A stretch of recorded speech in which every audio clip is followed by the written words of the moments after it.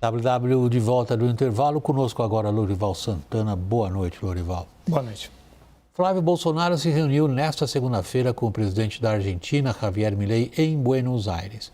Milei disse que a onda azul que elegeu presidentes de direita na América, em vários países da América Latina no último período, chegará ao Brasil. Acompanhe. Javier Milei e Flávio Bolsonaro se encontraram por cerca de 1 hora na residência oficial da presidência argentina.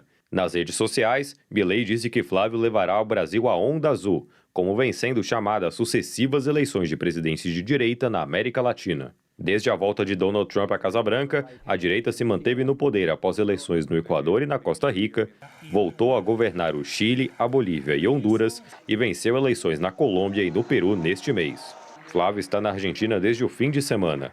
No domingo, o presidenciável participou de uma conferência promovida pela Fundação Aliados de Israel. Em discurso, o senador afirmou que, se eleito, vai dar o passo necessário para transferir a embaixada brasileira em Israel de Tel Aviv para Jerusalém, cidade cujo controle é reivindicado por israelenses e palestinos. A ideia era defendida por Jair Bolsonaro na campanha presidencial de 2018. Mas, uma vez no Palácio do Planalto, abandonou o plano em meio ao risco de represália de países muçulmanos contra o Brasil. Flávio também disse que o Brasil entrará nos Acordos de Isaac, uma iniciativa capitaneada por Milei para aprofundar as relações entre Israel e a América Latina. O Brasil deixará de ser um vector de inestabilidade para convertir-se em um vector de paz e de aliança entre Israel e as nações amigas de nossa região. Flávio tem utilizado agendas internacionais para levantar bandeiras à direita na pré-campanha. Há um mês, o senador defendeu em Washington a classificação do PCC e do CV como organizações terroristas pelos Estados Unidos. E deve voltar à capital americana na semana que vem para discursar em uma audiência pública sobre a nova proposta de tarifaço americana, visando se desvencilhar da peixe de tariflável colada pelo governo. Lorival, foi longo o discurso que o Flávio Bolsonaro proferiu nesse evento. Um evento específico em relação a Israel. Agora, ele aproveitou esse evento para colocar uma série de vetores de política externa, como ele vê isto. Curiosamente, não aparece nenhum sobre os Estados Unidos. Acho que ele sentiu, as dificuldades que para a eleição dele são causadas por a forma como a esquerda, o presidente Lula explora a ligação dele com o governo americano. Foi uma relação muito acidentada, com resultados que não foram bons politicamente para o grupo dele desde o ano passado. Então, no fundo, ele está num trabalho aí de controle de danos em relação a isso, e navega nisso com muito cuidado, assim, procurou manter o foco na relação com Israel e com a própria Argentina.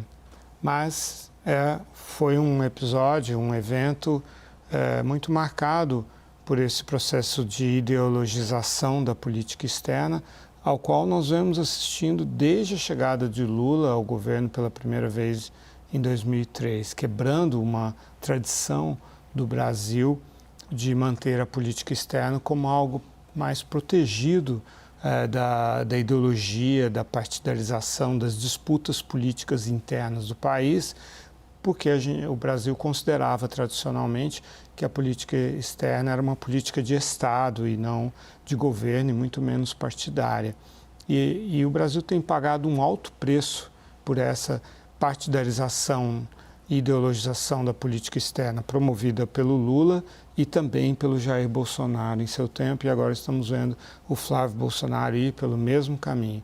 As relações entre Brasil e Argentina são muito ruins hoje, por causa, e a própria Argentina também fez esse movimento, O Alberto Fernandes veio visitar o presidente Lula quando estava preso e criticou o sistema de justiça brasileiro, numa interferência nos assuntos internos. E aí Jair Bolsonaro, que era presidente na época, deu o troco e teve relações ruins com o governo Alberto Fernandes, Cristina Kirchner, aí veio Maurício Macri, as relações ficaram boas, enfim, Aliás, o Maurício Macri foi anterior a isso, né? Depois veio Alberto Fernandes e Kirchner, e aí relações boas de Lula com esses personagens, aí depois ruins com Javier Milei. Isso não faz sentido, quer dizer, isso vai contra os interesses nacionais, tanto brasileiros quanto argentinos. São dois parceiros líderes do Mercosul e que trazem muito mais proveitos para esses países e para esse bloco juntos do que brigando entre si. Isso só fragiliza os dois países, né? E as relações dos países não podem estar sujeitas a essas preferências ideológicas. Tudo bem o Javier Milei torcer para o Flávio Bolsonaro, mas isso tem de ser feito de forma muito sutil, muito discreta, e não colocar isso no centro das relações entre os países, né? Agora, há uma questão que fica em primeiro plano nessas cenas que a gente viu na reportagem, lá em Buenos Aires, e mais por parte do que o Javier Milei publicou, Cris. Ele supõe uma onda azul, de certa maneira, eu não vou dizer monolítica, mas muito alinhada. Dá para acreditar nisso? Isso é um debate entre cientistas políticos, William, que se essas sucessivas vitórias da direita representam uma onda na região e nos dizem algo sobre a eleição no Brasil. O argumento que é feito, que nós estamos de fato numa onda, é que se a gente olha a opinião pública na região, e a grande preocupação em vários países, maioria dos países na América Latina, se encontra em segurança pública.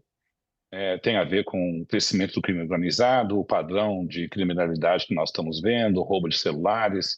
Então, a opinião pública tem muito mais preocupação com segurança e candidatos conservadores tendem a ser mais competitivos nesse eixo. Então, sobre esse aspecto, pode haver algo sobre a natureza do que os eleitores estão exigindo e a vitória da direita. A outra hipótese é que, no fundo, a maioria das vitórias da direita provém de governos que estavam sendo fragilizados com demandas que são muito difíceis de atender e contemplar.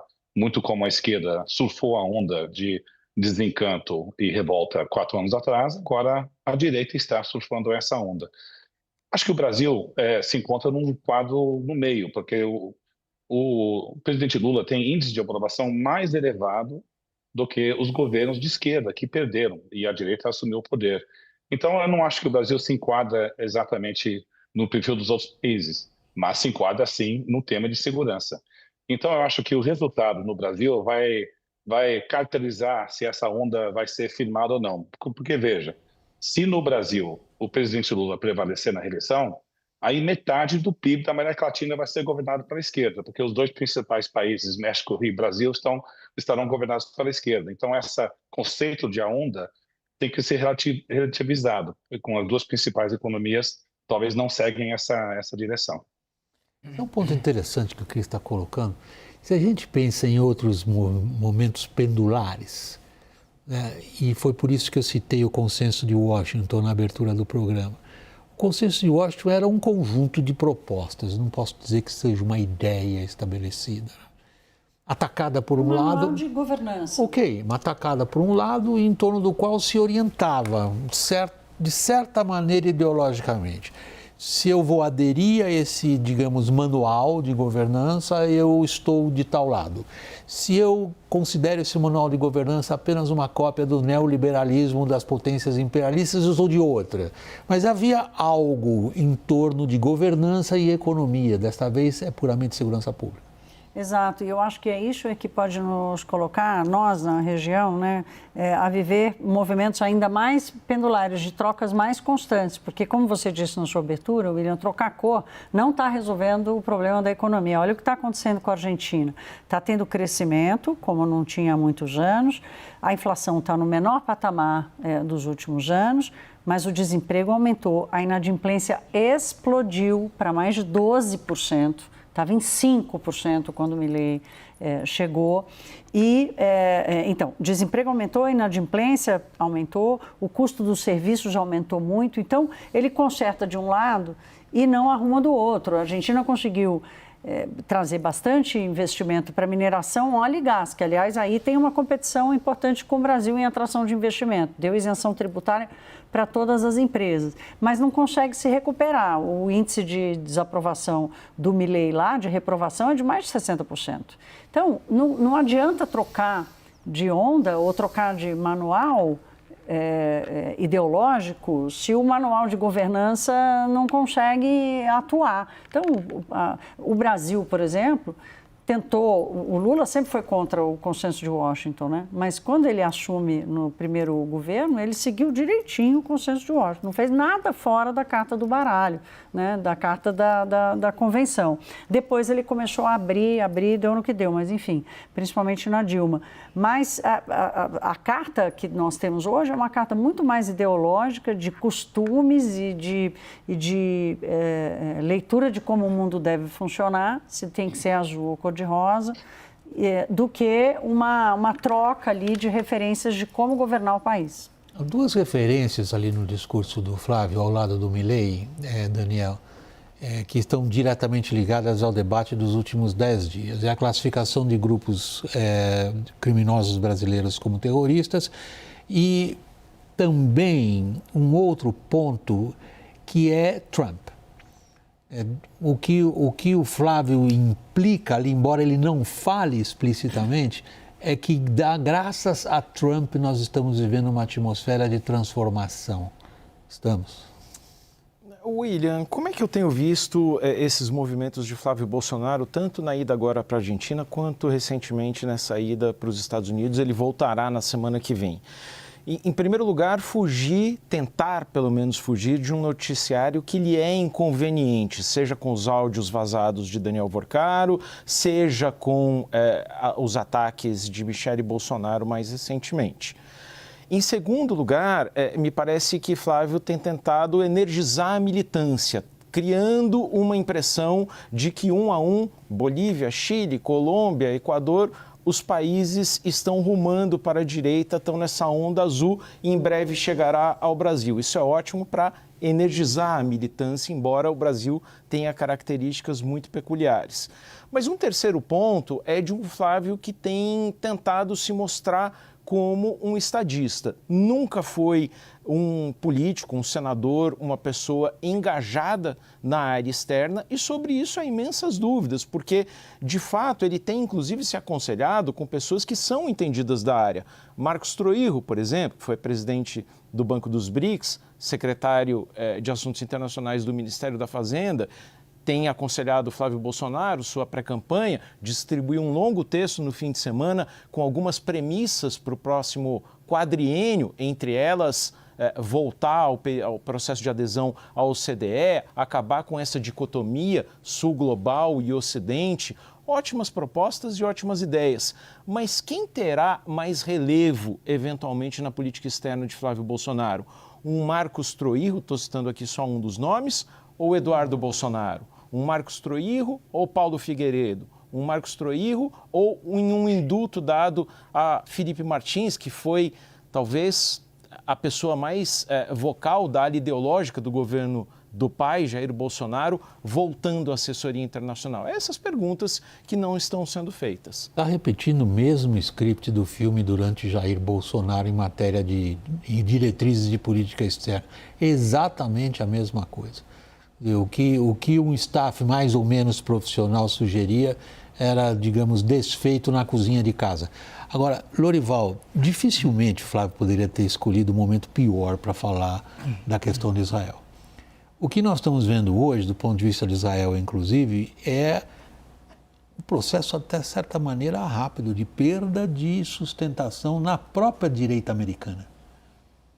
É que quando eles falam de Israel, eles não estão falando sobre Israel, né? Eles estão falando sobre a base evangélica no Brasil, a base conservadora, que tem uma ligação teológica, ideológica, cultural com Israel. É um Israel mistificado, idealizado na Bíblia, né, e que se A reconstrói. espera da volta do Messias. E se reconstrói o templo de Davi. Isso traria a volta do Messias e o juízo final e tal.